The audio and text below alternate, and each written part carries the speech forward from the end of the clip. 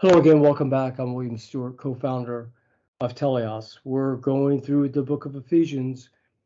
Great book, tells us so much about Christ, what he did in bringing us salvation, and the Christian walk.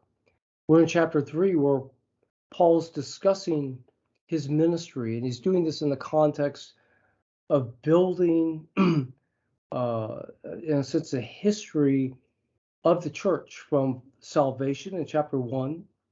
The reconciliation or the benefits of salvation in chapter 1, how salvation occurs practically at the beginning of chapter 2, the reconciliation work of Christ to bring Jews and Gentiles together, and that new single person of both of them reconciling them to God.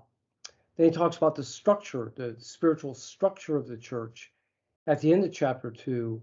And in chapter 3 is really what he's imparting to the church in terms of knowledge, which is his ministry and preaching the gospel.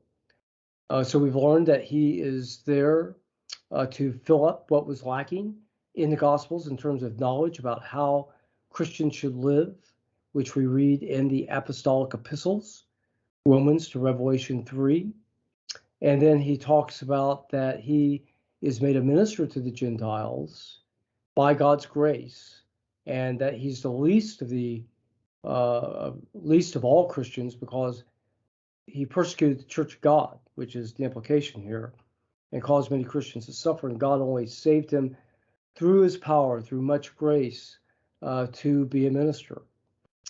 So we're in verses 9 and 10 today.